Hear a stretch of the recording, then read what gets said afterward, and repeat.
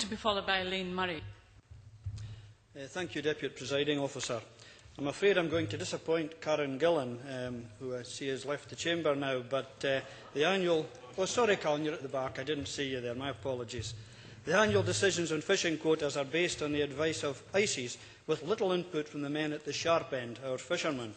The science is also unreliable, and in areas like the West Coast, actually almost non-existent. John Herams, the Secretary of Malagan North West Fishermen's Association, said to me this week, and I quote, "Fishermen don't mind being told what they have to catch less if they can see this is based on a sound scientific rationale.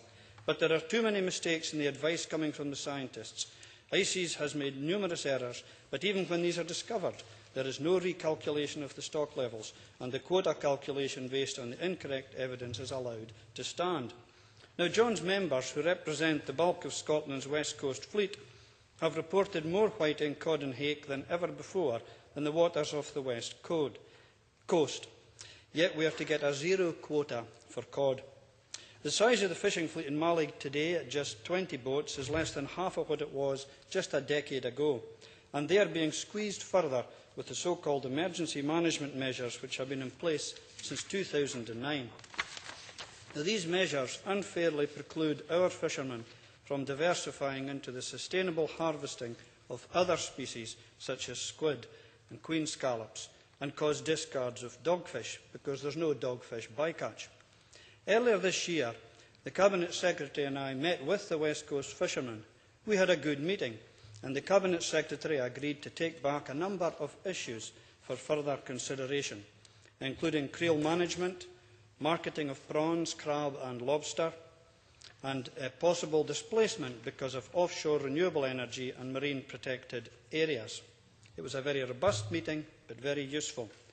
The Cabinet Secretary also promised to look into the possibility of initiating research and seagoing trials into the viability of a West Coast squid fishery, and I wonder if he is in a position to tell us where he has got to on that one. The big problem, of course, is discards, as has been said already, and it is good to note that Hugh Fearnley-Whittingstall's fish fight against this terrible waste has recognised that the real problem is that of bad regulation through the CFP. This is refreshing, as the problem up until now has always been laid at the door of the fishermen by the bureaucrats who manage the CFP. As Bertie Armstrong, who has already been quoted today, said last week, and I quote him again, "We have been innovating with selective nets, making sacrifices in support of closed areas and rationalising the fleet. But this has not resulted in any significant changes in the approach of the European Commission. Almost the reverse." Review of the Common Fisheries Policy, as the Cabinet Secretary has said, is therefore long overdue. And I am pleased to note that bodies like WWF Scotland and the RSPB have now joined our fishermen and the Scottish Government in calling for regionalisation of fisheries management. The WWF says that the reduced fishing opportunities for 2011 demonstrate the strong case for real reform of the CFP in 2012.